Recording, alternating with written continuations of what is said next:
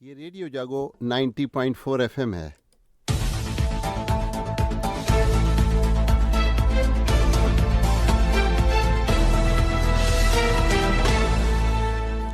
अब आप अभय शंकर गौड़ से आज की हलचल सुनिए।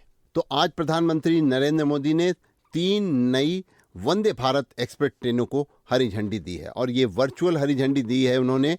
और इसमें से एक ट्रेन ऐसी है जो मेरठ से लखनऊ के लिए यानी कि गुजरेगी हरदोई से जरूर, और दूसरी है मदुरई बेंगलोर, और तीसरी है चेन्नई नागरकोविल। तो ये 3 वंदे भारत ट्रेनों के आज जो प्रधानमंत्री नरेंद्र मोदी ने हरी झंडी दिखलाई है। प्रधानमंत्री नरेंद्र मोदी ने कहा है कि इन क्षेत्रों में पर्यटन की काफी सुविधाएं बढ़ेंगी और जैसे जैसे पर्यटन बढ़ेगा वैसे वैसे वहां पर लोगों की आमदनी भी बढ़ेगी। तो आइए अब बात करते हैं। कल प्रधानमंत्री नरेंद्र मोदी महाराष्ट्र में गए और वहां पे उन्होंने महाराष्ट्र के सिंधुदुर्ग जिले में छत्रपति शिवाजी की प्रतिमा गिरने के मामले को लेकर के उन्होंने कहा शिवाजी का नाम राजा नहीं बल्कि वो आराध्य हैं और उनके आराध्य के चरणों में सर झुकाकर उन्होंने माफी भी मांगी। तो उन्होंने कहा कि हमारे मूल्य अलग हैं, हमारे आराध्य से बड़ा कुछ भी नहीं है। प्रधानमंत्री नरेंद्र मोदी ने कहा कि कुछ लोग वीर सावरकर को बुरा भला कहते हैं लेकिन वे उनको अपमानित करने के लिए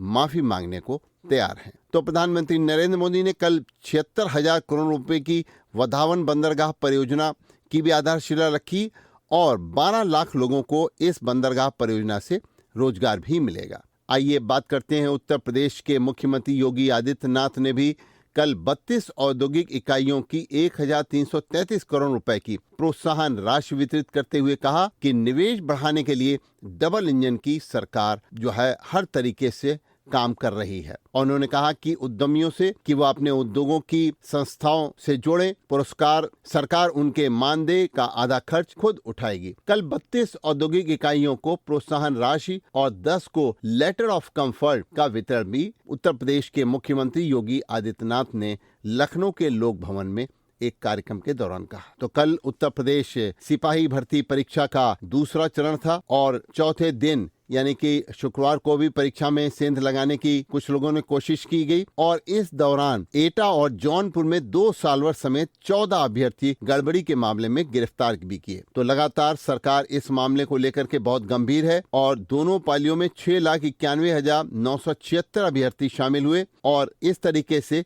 सरकार पूरी सख्ती के साथ इस तरीके की परीक्षाओं को संपादित करा रही है। हरदोई में जिलाधिकारी मंगला प्रसाद सिंह ने हरदोई के नालों को साफ सुथरा बनाने के लिए तथा अतिक्रमण मुक्त करने के लिए अतिक्रमण हटाओ अभियान चलाए जाने की घोषणा की है और सड़क के दोनों ओर नाली एवं नालों पर किए गए अतिक्रमण को जो नामित सदस्य हैं इस अभियान के पुलिस की उपस्थिति में बलपूर्वक हटा दिया जाएगा।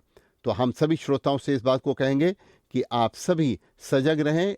किसी का अतिक्रमण है और किसी ने अतिक्रमण किया है तो आप उन तक ये बात जरूर पहुंचाएं कि वो अतिक्रमण स्वतः हटा लें जिससे कि बलपूर्वक उनका अतिक्रमण न हटाया जाए।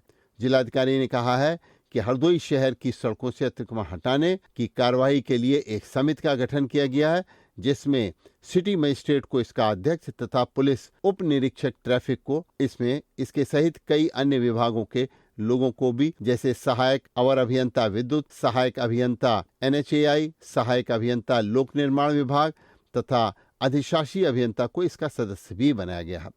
आइए अब बात करते हैं हरदोई के विकास से संबंधित एक और मील के पत्थर की।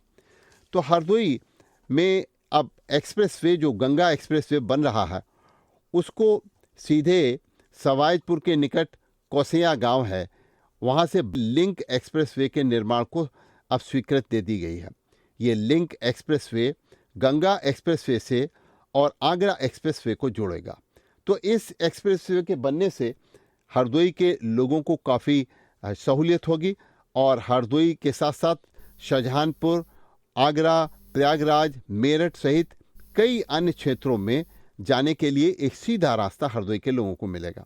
और ये लिंक एक्सप्रेसवे जोड़ने में सबसे महत्वपूर्ण भूमिका निभाई है हरदोई के सवाजपुर क्षेत्र के विधायक माधवेंद्र प्रताप सिंह रानू ने। और लिंक एक्सप्रेसवे की उन्होंने सैद्धांतिक स्वीकृति के लिए मुख्यमंत्री योगी आदित्यनाथ से बात करके हरदोई के लोगों को ये एक बहुत सहूलियत प्रदान की है। इस समय हरदोई के सवाजपुर क्षेत्र के विधायक माधवेंद्र प्रताप सिंह रानू से। रानू जी, ये लिंक एक्सप्रेसवे आपने मुख्यमंत्री से बात करके इसकी स्वीकृति दिलाई है, ये कितना बड़ा होगा और इससे क्या हरदोई के लोगों को लाभ मिलेगा? जो आपने प्रश्न किया है, जो लिंक बन रहा है हमारे यहाँ, इसका सीधा लाभ हरदोई जनपद के लोगों को होगा, हमारी विधानसभा के लोगों को होगा, और इससे हम लोग प्रदेश के सभी एक्सप्रेसवे से सीधे जुड़ जाएंगे। ऐसा ये लिंक बन रहा है।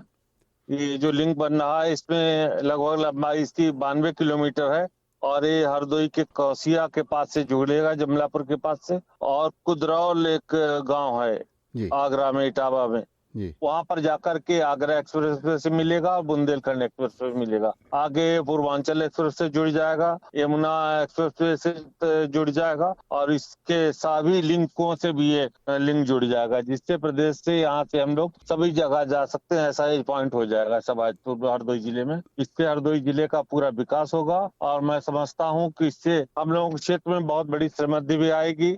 यहीं पर एक औद्योगिक क्षेत्र भी स्वीकृत हुआ जो बनेगा, जी और जिसमें बहुत सारे उद्योग यहाँ लगेंगे, और इससे हमारे क्षेत्र को रोजगार भी मिलेगा, और जिले में बहुत सारी व्यापार के साधन सुलभ होंगे, सहयोगी संस्थान उससे डेवलप होंगे। तो मैं समझता हूँ एक बहुत बड़ी उपलब्धि माननीय मुख्यमंत्री जी ने हरदोई के लिए दी है। इसके लिए मैं उनका भी आभार व्यक्त करता हूँ आपके रेडियो जागो के माध्यम से, और आप सबका भी बहुत आभार व्यक्त करता हूँ कि आप सब लोग प्रेरणा देते रहते हैं, प्रयास करते रहते हैं, और लगातार सामाजिक मुद्दों को उठाते रहते हैं। इसके लिए रेडियो जागो भी बहुत ही बधाई का पात्र है।